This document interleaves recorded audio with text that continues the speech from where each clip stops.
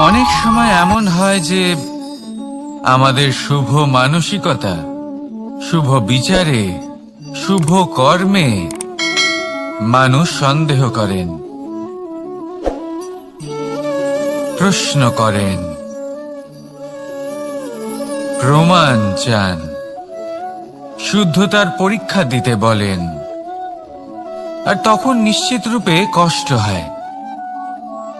আমরা ভাবি এটাই হলো জীবন। এত শুভ ভাবনা ভেবেও, শুভ কর্ম করেও মানুষ আমাদেরই সন্দেহ করেন। দুঃখ অবশ্যই হয়, কিন্তু দুঃখী হবার কোনো প্রয়োজন নেই। কেন নেই? কারণ যদি কেউ আপনাকে সন্দেহ করে, করতে দিন। সংসারে কি হয় তা দেখুন। এই সংসারে সোনার শুদ্ধতাকেই পরখ করা হয়, কয়লার কটুতাকে নয়।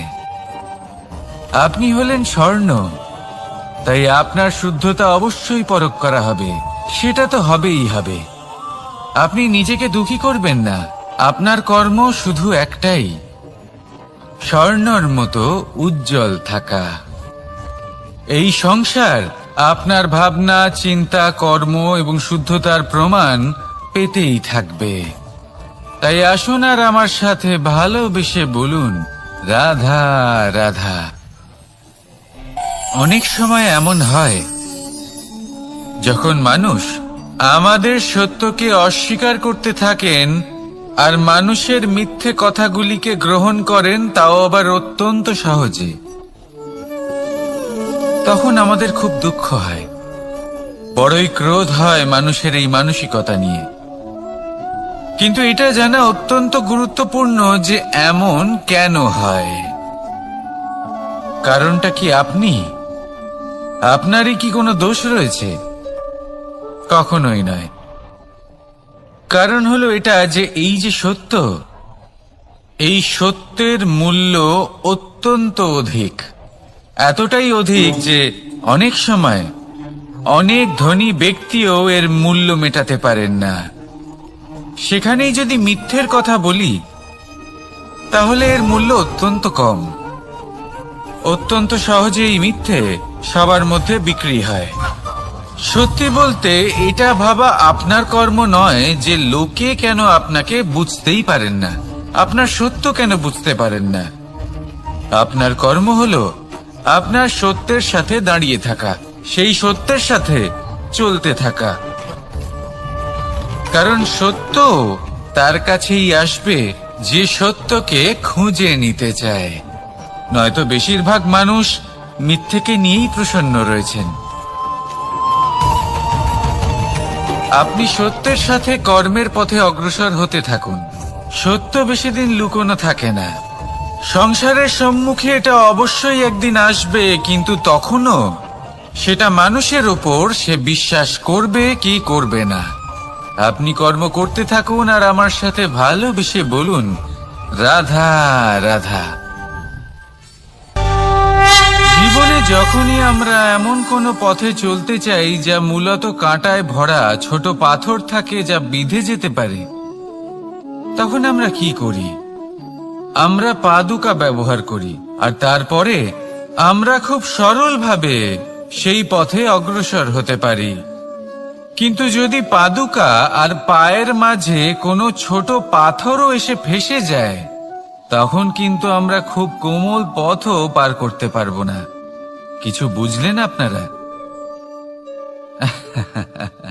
এর সারমর্ম হলো এটাই যে আমরা বাইরের যুদ্ধ জয় করতে পারি, সেখানে সফল হতে পারি, কিন্তু তার থেকেও অনেক বেশি গুরুত্বপূর্ণ আর অনেক বেশি কঠিন অন্তরের যুদ্ধ হয়।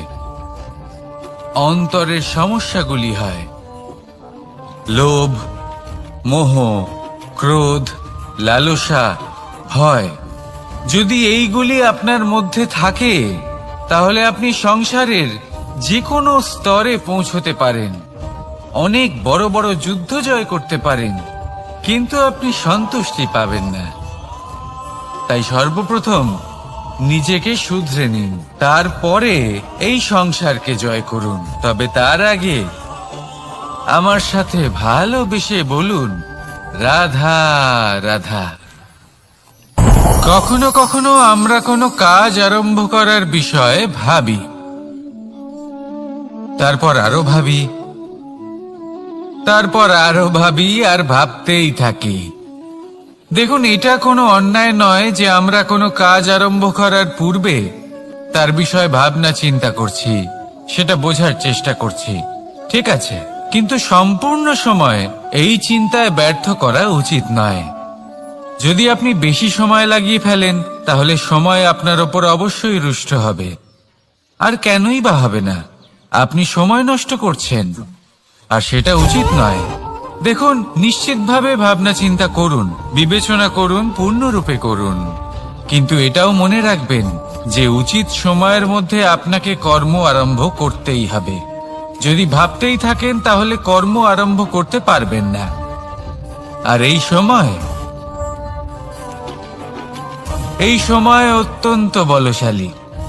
যদি একে সম্মান করেন, তাহলে তা আপনার সাথে থাকবে, আর যদি না করেন, তাহলে থাকবে না। আসুন সময়কে সম্মান করুন, আর আমার সাথে ভালোবেসে বলুন, রাধা রাধা। আপনি কখনো ভেবে দেখেছেন কি সেই জিনিস যা আপনাকে সামনে এগোতে বাধা দিচ্ছে? ধরুন, আপনি কোনো পথ দিয়ে যাচ্ছেন, পা মুচকে গেলে তা আপনাকে সামনে এগোতে বাধা দেয়। সেইভাবেই জীবনে ক্ষুদ্র চিন্তা আপনাকে সামনে এগোতে বাধা দেয়। দেখুন, যদি কোনো চাক থাকে যার মধ্যে ফাটল রয়েছে, তা আপনাকে ভালো মাটির পাত্র বানাতে দেবে না। ঠিক সেইভাবেই কাউকে ঈর্ষা করলে তা আপনাকে মহান হতে দেবে না। আমি উচ্চস্তরীয়, আরো নিচুতে রয়েছে, এই ভাবনা কখনোই আপনাকে উচ্চ স্তরে পৌঁছতে দেবে না। মন থেকে সকল বিকার, ঈর্ষা, মোহ, লোভ, লালসা এই সব ত্যাগ করুন।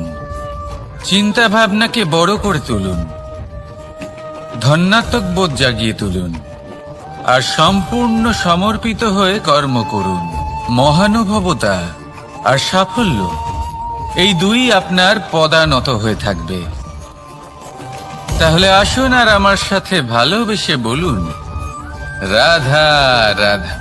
খুব বড় একটা প্রশ্ন করতে চলেছি, এই সংসারের সব থেকে বেশি সুখী কে? এবার কেউ বলবে সেই ব্যক্তি যিনি সব থেকে বেশি ধনী, যার কাছে সব থেকে বেশি ধন আছে, আভূষণ আছে, স্বর্ণ আছে। কেউ বলবেন কোন রাজ্যের রাজা, কারণ তিনি শাসন করতে পারেন, তার আদেশ ছাড়া কোনো কাজ সম্ভব নয়, ইত্যাদি ইত্যাদি। এর উত্তর যদি আমি দিই, তাহলে এটুকুই বলবো, সংসারের সব থেকে সুখী ব্যক্তি হলেন তিনি যিনি সন্তুষ্ট। তার কাছে সন্তোষরূপী ধন আছে, যা তাকে সুখী রাখে। এবার এই সন্তুষ্টি, সেটা কিভাবে আসে জীবনে? এটা আসে ধৈর্যের কারণে। ধৈর্যের এই অনুভূতি অত্যন্ত শক্তিশালী। এই ধৈর্যই কিন্তু আমাদের ধরিত্রীকে ধরিত্রী মাতা করে তোলে, কারণ ধরিত্রী মাতা ধারণ করেন, সহ্য করেন, ধৈর্য ধরেন এবং নিজের কর্ম করতে থাকেন। সেটা ধৈর্যই ছিল মাতা সীতার মধ্যে, যা রাবণের অন্ত করে দিল। এই ধৈর্যের কারণেই নারায়ণ কুর্ম অবতার ধারণ করেছিলেন, বড় একটা পর্বতকে পৃষ্ঠে ধারণ করেছিলেন এবং সমুদ্র মন্থনকে সম্ভব করেছিলেন।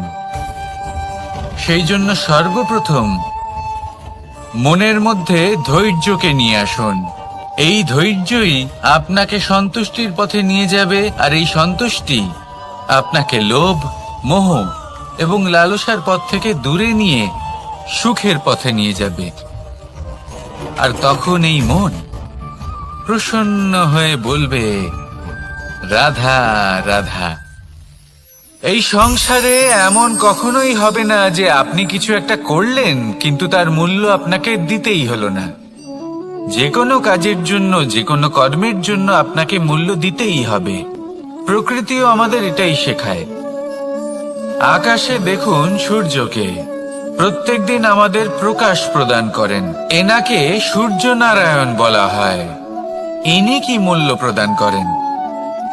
নিজে জ্বলতে থাকেন। ধরিত্রী মাতা, এই ভূমি, ইনি কি মূল্য প্রদান করেন? প্রহার সহ্য করেন। আমরা এই ধরিত্রীতে প্রহার করে মাটি খুঁড়ে তাতে বীজ বপন করি, তবেই আমরা অন্ন লাভ করি, তবেই ফসল পাই। জীবনে যদি আপনাকে সফল হতে হয়, সম্মান পেতে হয়, যশ পেতে হয়, তাহলে আপনাকে মূল্য দিতেই হবে। যদি আপনি সাফল্য লাভ করতে চান, তাহলে দিন রাত আপনাকে ত্যাগ করতে হবে, যেখানে সমগ্র সংসার সন্তোষ অনুভব করছে আর আপনাকে করতে হচ্ছে পরিশ্রম। যদি আপনি সম্মান প্রাপ্ত করতে চান, তাহলে আপনাকে সেই সুখ ত্যাগ করতে হবে যা সবার কাছে রয়েছে। যদি আপনি যশ লাভ করতে চান, তাহলে নিজের অন্তরকে মেরে ফেলা আপনাকে শিখতে হবে, তবেই আপনি যশ লাভ করবেন। জীবনে শুধুমাত্র ধন মূল্যবান নয়, কিন্তু এই যে মূল্যের কথা আমি বলছি, সেটা যদি আপনি দিতে পারেন, তাহলে নিশ্চিত রূপে এটা আপনাকে আরো মূল্যবান করে তুলবে, নিশ্চিত রূপে গড়ে তুলবে। তাহলে এটাই করুন আর আমার সাথে ভালোবেসে বলুন, রাধা রাধা। असतो मा सद्गमय, तमसो मा ज्योतिर्गमय, মৃত্যুর্মা মৃতঙ্গময়। জ্ঞান সেটাই যা অসত্য থেকে সত্যের পথে চালিত করে। প্রকাশ সেটাই যা অন্ধকার থেকে আলোর পথে নিয়ে আসে। জীবন সেটাই যা মৃত্যু থেকে অমরত্বের পথে নিয়ে যায়। এবার এই তিনটে, জ্ঞান, জীবন এবং প্রকাশ, একই রকম। শূন্য থেকে এর উৎপত্তি হয় এবং আস্তে আস্তে আপনার জীবনে বিস্তার লাভ করে।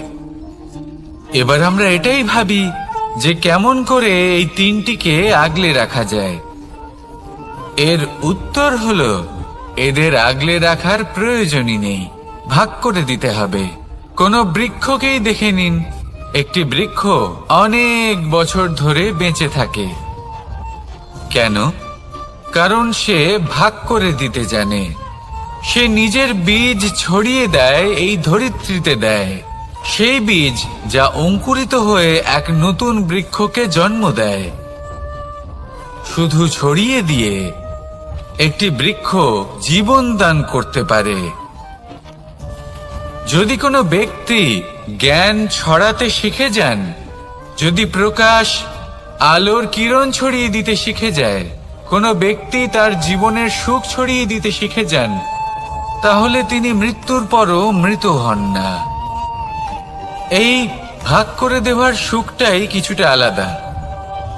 এই সুখ অনুভব করুন আর আমার সাথে ভালোবেসে বলুন, রাধা রাধা। এই সংসারের সব থেকে বড় যুদ্ধ কোনটা? দেব-অসুরের যুদ্ধ যা অনেক বছর ধরে চলেছিল, নাকি রাম রাবণের যুদ্ধ, নাকি মহাভারত? না, সংসারের সব থেকে বড় যুদ্ধ হলো সেইটা যা নিজের সাথে লড়া হয়, নিজের মনের সাথে লড়া হয়, নিজের অন্তরের সাথে লড়া হয়। এটাই সব থেকে বড় যুদ্ধ। এবার নিজেই দেখুন আপনার সব থেকে বড় শত্রুকে। আপনার স্বার্থ, আপনার কামনাগুলি, আপনার অহংকারগুলি, যা আপনাকেই নষ্ট করে দেয়। যদি এদের ওপর আপনি বিজয় লাভ করতে পারেন, তাহলে ধরে নিন এই সংসারে সবার উপরে আপনি বিজয় লাভ করতে পারবেন। এই সংসারে কেউ আপনাকে পরাজিত করতে পারবে না, কিন্তু তার জন্য প্রয়োজন অনুভূতির। অনুভূতি ভালোবাসার, অনুভূতি অনুপ্রেরণার। যে ব্যক্তি ভালোবাসতে পারেন এবং প্রেরণা দিতে পারেন তিনি চিরকাল জয়লাভ করতে পারেন। নিজের কাছে ভালোবাসার এক অস্ত্র রাখুন আর প্রেরণার এক ঢাল। জীবনে কেউ আপনাকে পরাজিত করতে পারবে না। আসুন আর আমার সাথে ভালোবেসে বলুন, রাধা রাধা। মানুষ চিরকাল বড় মানুষ হয়ে উঠতে চায়, সবসময় সেই নিয়ে কল্পনা করে। কিন্তু প্রশ্ন হলো এটাই যে মানুষ বড় কখন হতে পারে? যখন সে ধনী হয়ে ওঠে, নাকি যখন তার কাছে সম্মান থাকে, নাকি যখন রূপবান হয় বা অধিক শক্তিশালী হয়? মানুষ বড় মানুষ তখনই হতে পারে যখন বিপদের সময় সে অন্য কোনো মানুষের পাশে এসে দাঁড়ায়। তাই সর্বপ্রথম এটা শিখুন। হয়তো এই জন্যই হনুমান শ্রীরামের কাছে এতটা বড়, আর হয়তো এই জন্যই বলরাম দাদা আমার কাছে এত বড়। যদি আপনিও জীবনে বড় হয়ে উঠতে চান, তাহলে কারোর সাথে তার দুঃখের সময়, তার সংকটের সময় তাকে সঙ্গ দিন আর পাশে এসে দাঁড়ান। এই মন প্রসন্ন হয়ে বলবে, রাধা রাধা। জীবনে সবথেকে বেশি গুরুত্বপূর্ণ বস্তু কি? বাড়ি, বাহন, সোনা, ধন? যদি আমি সত্যি বলি তাহলে জীবনে সবথেকে বেশি গুরুত্বপূর্ণ বস্তু কোনো বস্তুই নয়। যদি কিছু গুরুত্বপূর্ণ থাকে তাহলে তা হলো অনুভূতি, করুণা, মিত্রতা, মাতৃত্ব, বাৎসল্য, আর সবথেকে বেশি গুরুত্বপূর্ণ ভালোবাসা। নিজেদের এই জীবনে যদি আপনি শুধুমাত্র বস্তুর খেলাতে মেতে থাকেন তাহলে জীবনে আনন্দ কখনোই থাকবে না। নিজের এই জীবনকে অনুভূতির পীঠস্থান বানিয়ে তুলুন। এই মন প্রসন্ন হয়ে বলবে, রাধা রাধা। যখনই কোনো ঘূর্ণিঝড় আসে, কোনো প্রলয়ে আসে, তখন দেখবেন তা কত বৃহৎ প্রভাব ফেলে, কত বড় বিনাশ ঘটায়, বিধ্বংস সৃষ্টি করে। যখন বন্যা আসে তখন কত গভীর প্রভাব ফেলে, কত সর্বনাশ ঘটায়। নদীর পাড়ও ভেঙে বয়ে নিয়ে যায়। সেখানে কোনো গাছকে দেখুন, শান্তভাবে দাঁড়িয়ে থাকে, চুপ করে, আর নিজের কাজ করে, ছায়া প্রদান করে, ফল প্রদান করে, কোনো শব্দ না করেই নীরবে কর্ম করে। যদি নদীর কথা বলি, নদী যখন বয়ে চলে খেতে জল প্রদান করে, বনস্পতিদের প্রাণ প্রদান করে, আমাদের পানীয় জল দেয়। এত মহান কাজ করে কোনো শব্দ না করে, নীরবতার সাথে। এ হলো এক শিক্ষা যে এই সংসারে যারাই মহান কর্ম করেন তারাই নীরব থেকে সেই কর্ম করতে থাকেন, কারণ ওনারা জানেন যে গুরুত্বপূর্ণ প্রচার নয় বরং কর্ম। আর যারা রুদ্রের সাথে থাকেন, কোলাহল করেন, তারা শুধুমাত্র ধ্বংসই করেন। এবার আপনি মৌন থেকে শুধুমাত্র কর্ম করে মহান হতে চান, নাকি রুদ্রের সাথে থেকে বিধ্বংস ঘটাতে চান? সিদ্ধান্ত আপনারই। আসুন আর আমার সাথে ভালোবেসে বলুন, রাধা রাধা। আপনি জীবনে কি হবেন সেটা আপনার পরিশ্রম, আপনার নিরন্তর প্রয়াস আর আপনার নির্বাচিত দিশার উপর নির্ভর করে না। এটা নির্ভর করে আপনার সঙ্গতির উপরেও। এই সঙ্গতি যা হলো অত্যন্ত গুরুত্বপূর্ণ। প্রকৃতিও আমাদের এটাই শেখায় বিভিন্ন উদাহরণ দিয়ে। যদি আপনাকে একটা উদাহরণ দিই, কখনো বাতাসের প্রবাহ লক্ষ্য করবেন। এই বাতাসের প্রবাহ যখন কোনো পুষ্পকে স্পর্শ করে সেও সুগন্ধে পরিপূর্ণ হয়ে যায়। এই বাতাসের প্রবাহ যখন কোনো নালীর উপর দিয়ে প্রবাহিত হয় তখন সেও সুগন্ধহীন হয়ে যায়। এ সঙ্গতির প্রভাব যা মানুষকে কোথা থেকে কোথায় নিয়ে যেতে পারে আপনি জানতেও পারবেন না। এ হলো সঙ্গতির প্রভাব, যেখানে চানার সাথে গুড়ও মিশে যেতে পারে। এ হলো সঙ্গতিরই প্রভাব, যেখানে একটা সাধারণ পাথর স্বর্ণের সাথে মিশে গিয়ে একটা রত্নে পরিণত হতে পারে। তাই এই সঙ্গতির বিষয়ে বিশেষ খেয়াল রাখবেন। আপনি কার সাথে মিশছেন, কি বলছেন, কি শিখছেন, আপনার অস্তিত্বের উপর তাদের কি প্রভাব পড়ছে সব লক্ষ্য করবেন। আর আমার সাথে ভালোবেসে বলবেন, রাধা রাধা। কর্ম এবং ফল। মানুষের স্বভাব হলো এটাই যে তিনি নিজের প্রত্যেক পরিশ্রমের প্রতিফল প্রার্থনা করেন। বেশিরভাগ সময় এই ফলাফলের চিন্তা করতে করতে, কল্পনা করতে করতে উনি কর্ম করতে থাকেন যে আমি এই কাজটা করলে এই ফল পাবো। সেই সব কল্পনা করতে থাকেন যা না তার হাতে আছে, না আছে অধিকার, আর না আছে নিয়ন্ত্রণ। উনি শুধু নিজের কর্ম করতে পারেন। উনি কি ফল পাবেন তা তার হাতে কখনোই নেই। তাই আপনিও শুধুমাত্র কর্ম করতে থাকুন, ফলের চিন্তা করবেন না।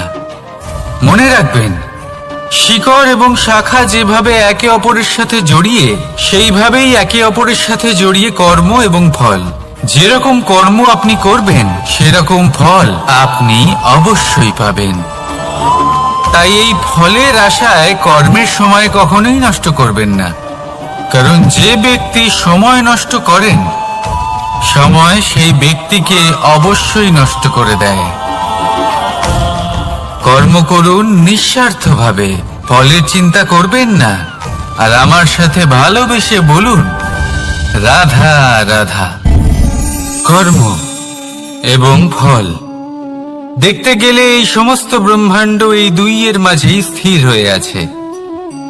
মানুষজন কর্ম করেন ভালো ফল লাভের আশায়, আর ভালো ফল লাভের আশায় উনি এটাই ভুলে যান যে উনি যে কর্ম করছেন তা কি করছেন। আমি বলেছিলাম কর্ম করুন ফলের চিন্তা না করে, কিন্তু কি কর্ম করছেন সেই বিষয়ে ভাবাটাও অত্যন্ত আবশ্যক। নয়তো অনেক সময় আমরা এমন কর্ম করে ফেলি যা না চাইতেও বিষে পরিণত হয়, যা হয়েছে দুঃশাসনের সাথে, দুর্যোধনের সাথে, গুরু দ্রোণের সাথে। একজনের মানসিকতা উচিত ছিল না, একজনের বিবেক উচিত ছিল না, আরেকজন যে পক্ষ নির্বাচন করেছিলেন সেই পক্ষ উচিত ছিল না। আর যা কিছু ওনাদের সাথে হলো, আপনার, আমার, আমাদের সকলের সাথে তা হতে পারে। আমি বলেছিলাম কর্ম করুন, ফলের চিন্তা করবেন না, কিন্তু এই কর্মের বিষয়ে বিচার করে দেখাটাও ততটাই আবশ্যক। দেখুন, কর্ম করার উচিত প্রক্রিয়া ফলের চিন্তা না করা, কিন্তু যদি আপনার কর্ম শুভ হয় তাহলে তার ফলও নিয়তি আপনাকেই দেবে। সর্বদা কর্ম করার সময় এটা ভাবুন যে আপনার এই কর্ম এই সংসারকে, এই সমাজকে, আপনার পরিবারকে, আপনার আশেপাশের মানুষজনকে কোন দিশায় নিয়ে যাবে। যদি এটা সবার জন্য মঙ্গলময় হয় তাহলে কর্ম করতে থাকুন। আর হ্যাঁ, নিশ্চিত রূপে ফলের চিন্তা করবেন না। আসুন আমার সাথে ভালোবেসে বলুন, রাধা রাধা। বটবৃক্ষের বীজ সর্ষের দানার থেকেও ছোট হয়, কিন্তু যখন তা নিজের রূপ ধারণ করে তখন তা বিশাল বৃক্ষের আকার ধারণ করে, যা সহস্র বছর ধরে বেঁচে থাকে, ছায়া প্রদান করে, পাখিদের আশ্রয় প্রদান করে, আর দেয় পথচারীদের বিশ্রাম করার স্থান। কেন? কারণ সেই ছোট বীজ তা মাটির ভেতরে গিয়ে নিজের খোলস ত্যাগ করে। অন্ধকারে থাকে সে, যতই আলো আসুক না কেন, যতই বর্ষা আসুক না কেন, সব সহ্য করে। আর তারপরে একটা চারা গাছ অঙ্কুরিত হয়, তারপর ধীর গতিতে একটা বিশাল বৃক্ষতে পরিণত হয়। দেখুন, জীবনে কঠিন সময় আসে, এই জন্য নয় যে আপনি হার মেনে নেবেন, এই জন্য আসে যাতে আপনি ভবিষ্যৎ নির্মাণের জন্য নিজেকে তৈরি করতে পারেন। যদি কঠিন সময়ে আপনি ওই বীজের মতো দৃঢ় হয়ে থাকতে পারেন, তাহলে আপনিও একদিন সেই বিশাল বৃক্ষের মতো নিজের অস্তিত্ব গড়ে তুলতে পারবেন, যা সহস্র বছর পর্যন্ত মনে রাখা হবে। আসুন আমার সাথে ভালোবেসে বলুন, রাধা রাধা।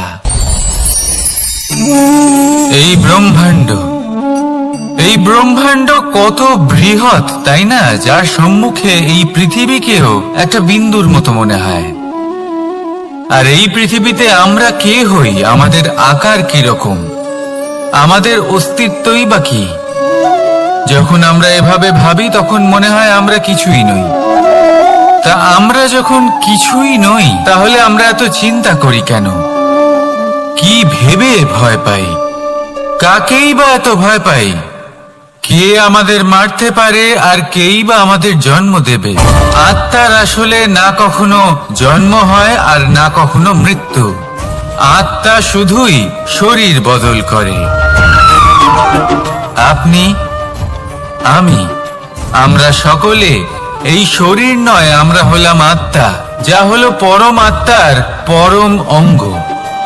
সেই জন্য মনে রাখবেন, বাইরের কোথাও দেখবেন না, নিজের অন্তরের গভীরে গিয়ে দেখুন, আত্মাকে উপলব্ধি করতে শিখুন। ক্লেশ, ভয়, চিন্তা, এই সব কিছুর থেকে নিজেকে দূরে রাখুন, তাহলেই উপলব্ধি করতে পারবেন পরমাত্মা কে। তাহলে আসুন আমার সাথে ভালোবেসে বলুন, রাধা রাধা।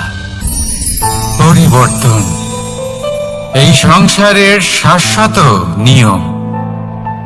কোন রাজা নেই যিনি চিরকাল রাজা থাকেন, কোন ধনী ব্যক্তি নেই যিনি চিরকাল ধনী থাকবেন। এই সংসারে সূর্যের স্থান নেওয়ার জন্য চন্দ্রিমার আগমন ঘটে। কোন স্থান যাকে পতিত বলা হয়েছিল, সেখানে মহল তৈরি হয়েছে। কোন স্থান যাকে আজ মলিন বলা হয়েছে, কাল সেখানে মন্দিরও স্থাপন হতে পারে। কোন ঋতু চিরকালের জন্য থাকে না, কখনো সময় চিরকাল একরকম থাকে না। আজ যা আপনার কাছে রয়েছে, কাল অন্য কারোর ছিল। আজ যে আপনার কাছে রয়েছে, কাল তা অন্য কারোর কাছে চলে যাবে। আপনার সাথে কিছু থাকলে তা হলো আপনার কর্ম, কিন্তু সেই কর্মের পরিণামও আপনার নয়। আপনি শুধু কর্ম করুন, বাকি সবকিছুই পরিবর্তনশীল। কিন্তু সেই পরিবর্তনকে দেখে ভয় পাওয়ার প্রয়োজন নেই, তাকে স্বাগত জানান। যদি আপনি হাসি মুখে সেই পরিবর্তনকে স্বাগত জানান, তাহলে এই পরিবর্তনও হাসি মুখে আপনার সাথে থাকবে। আসুন আমার সাথে ভালোবেসে বলুন, রাধা রাধা। সঞ্চয় মানুষের যখন থেকে বোধ বুদ্ধি হয়, সঞ্চয় করতে আরম্ভ করে দেন। সঞ্চয় করতে থাকেন ভোজনের, সঞ্চয় অর্থের, সঞ্চয় শক্তির। নিজের জন্য করেন, নিজের পরিবারের জন্য করেন, নিজের স্ত্রীর জন্য করেন, সন্তানের জন্য করেন, সন্তানের সন্তানের জন্য সঞ্চয় করেন। সঞ্চয় করার জন্য ওনার কাছে অনেক কারণ রয়েছে, কারণ উনি এটা ভাবেন যে এই সঞ্চিত শক্তির জন্য কেউ ওনার কোনো ক্ষতি করতে পারবে না। মানুষ ভুলে যান একটা গুরুত্বপূর্ণ কথা, এই সত্য, উনি এই সংসারে খালি হাতেই এসেছিলেন, আর এখান থেকে ওনাকে খালি হাতেই যেতে হবে। যা এখানকার তা এখানেই থেকে যাবে। আর যদি কিছু ওনার সাথে যায়, তা হলো ওনার কর্ম, আর কিচ্ছু নয়। তাই যদি কিছু অর্জন করতে চান, তাহলে শুভ কর্ম অর্জন করুন, আত্মশক্তি অর্জন করুন, কারণ পরলোকে এটাই হবে আপনার সম্পত্তি। তাহলে কি এটা আপনি অর্জন করতে চান না? আসুন আর আমার সাথে ভালোবেসে বলুন, রাধা রাধা। সদিচ্ছা। দেখতে গেলে 3 অক্ষরে তৈরি এই শব্দ, কিন্তু সমস্ত ত্রিলোক তার উপরেই আধারিত। আপনি এই সংসারে এসেছেন, তখন অবশ্যই শ্বাস নেবেন, কিন্তু তার বদলে আপনাকে কিছু তো দিতেই হবে। আপনার উপর নির্ভর করছে আপনি কি দেবেন। কি দেবেন এই সংসারকে, এই সমাজকে, নিজের পরিবারকে, আর তার বদলে কি নেবেন? যশ নাকি অপযশ? দেখুন, এক ছিল রাবণ, যে কিনা সমুদ্র পার করলো সীতাকে অপহরণ করার জন্য, আর এক ছিলেন রামচন্দ্র, যিনি সমুদ্র পার করেছিলেন, সেতু বানিয়ে গিয়েছিলেন সীতাকে ফিরিয়ে নিয়ে আসার জন্য। দুজনেই সমুদ্র পার করেছিলেন, শুধু পার্থক্য ছিল সদিচ্ছাকে বোঝার লক্ষ্যের। অনেক মানুষের যাত্রা একরকম হতেই পারে, কিন্তু আনন্দ তখনই লাভ করবেন যখন লক্ষ্য শুভ হবে, মহান হবে। এই লক্ষ্য দিয়ে এই সংসারের কল্যাণ হবে এবং মানুষের সম্মান হবে। যদি আপনার সংকল্প উচিত হয়, তাহলে আপনার লক্ষ্য উচিতই হবে, নয়তো শুধুমাত্র বিনাশ হবে। আর উচিত এটাই হবে যে বিনাশের হাত থেকে যেন নিজেকে বাঁচানো যায়, কি বলেন? তাই জীবনে যে লক্ষ্য স্থির করছেন, মনে রাখবেন তা যেন শুভ লক্ষ্য হয়। যদি এরকম হয়, তাহলে আপনার যাত্রা, আপনার জীবন দুটোই শুভময় হবে। আসুন আর আমার সাথে ভালোবেসে বলুন, রাধা রাধা। সুরক্ষা। এই সুরক্ষা আসলে কি? এটা কি কোনো কবচ নাকি কোনো সীমা? এই সুরক্ষা আসলে অন্য কিছু। আমাদের মাতা পিতা, আমাদের প্রিয়জন, আমাদের বন্ধু, এই সমাজ, আমাদের শুভাকাঙ্ক্ষী, আমাদের আত্মীয়, এনারা সবাই আমাদের জীবনে কোনো না কোনো ভাবে সুরক্ষা দিয়ে থাকেন, একটা কবচ দিয়ে থাকেন কোনো না কোনো রূপে। কিন্তু দেখতে গেলে আমাদের পরাক্রমের পথে, আমাদের বীরত্বের পথে, আমাদের সাহসের পথে এই সুরক্ষাই সব থেকে বড় বাধা হয়ে দাঁড়ায়। একবার ভেবে দেখুন, যদি আপনি কোনো সুরক্ষাই না পান, বা যদি আপনি এই সুরক্ষা ভেঙে বাইরে আসতে পারেন, তাহলে আপনার বীরত্ব চরম সীমায় পৌঁছে যায়। কেন? কারণ তখন আপনি জানেন যে এই সংসারের সম্মুখীন আমাদের নিজেদেরই হতে হবে। আপনি বুঝে যান যে শত্রুর সম্মুখীন এবার নিজের বলের দ্বারা, নিজের পরাক্রমের দ্বারা, নিজের সাহসের দ্বারা করতে হবে। আর তখন আমাদের মনের মধ্যে এই শক্তি জাগ্রত হয়। এই শক্তি অন্তরেই বসবাস করে, শুধু এটা চিনে নিতে হবে, একে জাগ্রত করতে হবে। আর এটা সুরক্ষা ভেঙে যাওয়ার পরেই সম্ভব হয়। আর যারা নিজের শক্তি সম্পর্কে জানেন, যিনি নিজেই জানেন তিনি কতটা শক্তিশালী, তিনি নিজেই নিজের সুরক্ষা কবচ চিরকালের মতো ভেঙে ফেলে দেন, ঠিক কর্ণের মতো। আর তারপরে দেখুন, আপনার পরাজয় হোক বা বিজয়ী হোক না কেন, সেটাই অনেক বড় হয়, সেটাই প্রশস্ত হয়ে থাকে। সেই জন্য ত্যাগ করুন নিজের ভয়কে, নিজের আশেপাশের এই সুরক্ষা চক্রকে ভেঙে ফেলুন, আর সম্মুখীন হন এই সংসারের নিজের শত্রু সম্মুখীন হন। পরাক্রমের এই অঙ্কুর, তা অঙ্কুরিত হওয়ার জন্য বীজের উপরের এই কবচ, এটা ভেঙে যাওয়া অতি আবশ্যক। আসুন আমার সাথে ভালোবেসে বলুন, রাধা রাধা। যখন আমরা হাঁটতে থাকি আর আমাদের পায়ে কাঁটা বিঁধে যায়, তখন মুখ দিয়ে আহ বেরিয়ে আসে, কান্না চলে আসে, আর অনেক সময় অভিশাপও বেরিয়ে আসে। কিন্তু আমরা কি কখনো এটা এইভাবে দেখেছি, এইভাবে ভেবেছি যে আমরা যে পথে চলেছি সেই পথে কাঁটা বিঁধেছে, নাকি আমরা সেই পথ নির্বাচন করেছি যাতে শুধুই কাঁটা রয়েছে? নাকি আমরা এভাবে ভেবে দেখেছি যে এই কাঁটা আমাদের কষ্ট দিতে এসেছে, নাকি এটা আমরাই বিছিয়ে রেখেছিলাম? সাবধান থাকা উচিত ছিল, কারণ কাঁটা বিঁধলে যন্ত্রণা হবে, চিৎকার করে ফেলতে পারি, মুখ থেকে অভিশাপও বেরিয়ে আসতে পারে।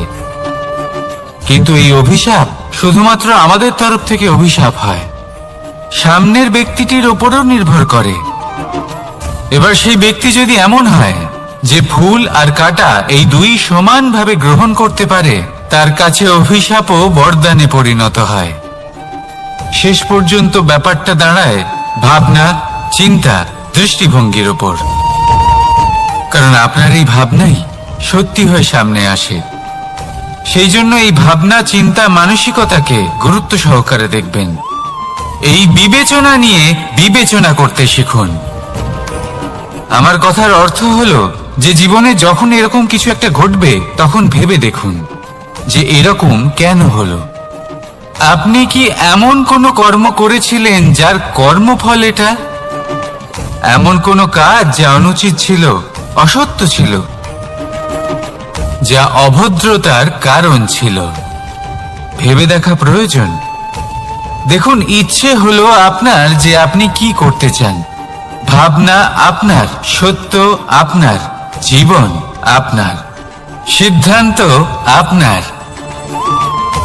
আসুন আর আমার সাথে ভালোবেসে বলুন, রাধা রাধা। সময়। এই সময় আসলে কি? এই সময় একটা সরল রেখা তো কখনোই নয়। সময় হলো একটা চক্র, যেখানে এর আদি সেখানেই হলো এর অন্ত, আর যেখানে তা শেষ হয় সেখান থেকেই তার শুরু হয়। এই সময় একটা অত্যন্ত বিচিত্র চিন্তা, বিচিত্র ভাবনা, একটা বিচিত্র বস্তু যা কেউ বুঝতে পারেন না। এই সময়ের লীলা, এর কোনো প্রমাণ নেই, কোনো জ্ঞান নেই, কোনো পরিমাপ নেই। শুধু এটুকু আমরা জানতে পারি, যেখানে শেষ হবে সেখান থেকে একটা নতুন সূচনাও হবে। যা আজ আপনার কাছে আছে, কাল অন্য কারোর কাছে যাবে, তারপরে তার কাছ থেকেও অন্য কারোর কাছে যাবে, তারপরে তার থেকেও ছিনিয়ে নেওয়া হবে। এই নিয়তির একজনের কাছ থেকে অন্যজনের কাছে আদান প্রদানের এই সময় হলো আপনার সময়। এই সময়ের সদ্ব্যবহার করুন, এই সময়কে বাঁচুন। আপনাকে শুধু এটাই সুনিশ্চিত করতে হবে যে আপনি কোন পক্ষে আছেন। আর সত্যি বলতে কি, আপনার জীবনের পরিণাম নির্ভর করে আপনার নির্বাচনের ওপর। আপনি কোন পক্ষ নির্বাচন করছেন। তাহলে মনে রাখবেন, জীবনে সেই পক্ষই নির্বাচন করবেন যা চয়ন করার পরে আপনি সুখ অনুভব করবেন, আপনি সন্তোষ লাভ করবেন, প্রসন্নতা লাভ করবেন। আর আমি এটাই সুনিশ্চিত করব যে এই পক্ষ যেন শান্তির পক্ষ হয়, এই পক্ষই যেন প্রেমের পক্ষ হয়। তাহলে চিন্তা করবেন না, আর আসুন আমার সাথে ভালোবেসে বলুন, রাধা রাধা। দৃষ্টি আর দৃষ্টিভঙ্গি, এই সমগ্র লীলা হলো এই দুইয়ের। বিচিত্র হতে পারে, কিন্তু এটাই সত্যি। এবার আপনাকে একটা উদাহরণ দিয়ে বোঝাই। অনেক সময় আপনি কোনো ব্যক্তিকে এটা বলতে শুনবেন যে আমি আমার নিজের উপরে গর্ব করি, আমি নিজেকে নিয়ে গর্ব করি, আমি খুব ভালোভাবে আমার মা বাবার সেবা করি, ওনাদের আমি সবসময় সুখী রাখি, ওনাদের আমি একটা বাড়ি দিয়েছি, সকল সুখ সুবিধা দিয়েছি, ওনাদের জীবনে প্রত্যেক জিনিস দিয়েছি আর দেব যা তাদের প্রয়োজন। এবার আমাকে বলুন যে আপনি কে হন। আপনি হলেন সেই বীজ যা আপনার মাতা পিতা রোপণ করেছেন। আপনার মা বাবাই আপনাকে এই সংসারে জন্ম দিয়েছেন। এবার এইসব কথার কি তাৎপর্য? এই হলো সেই ব্যক্তির দৃষ্টিভঙ্গি। এবার দেখা যাক এই প্রকৃতি আমাদের কি শেখায়। কখনো কোনো গাছকে দেখবেন, যখন সেই গাছে ফল আসে, সে মালিকে এটা বলে না যে দেখো আমি তোমাকে ফল খেতে দিচ্ছি। সেই বৃক্ষ এটা বলে না যে দেখো আমি তোমায় আহার করতে দিচ্ছি, কারণ ও জানে যে এটা হলো সেই মালির পরিশ্রম, এটা হলো তারই কর্মের ফল, আর এটা তারই পাওয়া উচিত। সে বলে যে তোমার জিনিস তোমাকেই অর্পণ করলাম, এ আমার জিনিস নয়। ও জানে সেই মালির গুরুত্ব আসলে কি, এটা হলো তার দৃষ্টিভঙ্গি। সেই জন্য আপনি জীবনে কোন ব্যক্তির মধ্যে, কোন পশু পাখির মধ্যে, কোন প্রাণীর মধ্যে, কোন পরিস্থিতিতে, কোন আবেগের মুহূর্তে কি দেখতে পাচ্ছেন, সেটা আপনার দৃষ্টিভঙ্গির উপরে নির্ভর করছে। তাই নিজের মনে ধনাত্মক ভাব জাগ্রত করুন, শুভ চিন্তা নিয়ে আসুন। এই ভাবনাই সত্য হয়ে সামনে আসবে। এই দৃষ্টিভঙ্গি এমন হয়ে যাবে যে আপনার জীবনে সবকিছুই শুভ হবে। তাহলে আসুন আর আমার সাথে ভালোবেসে বলুন, রাধা রাধা।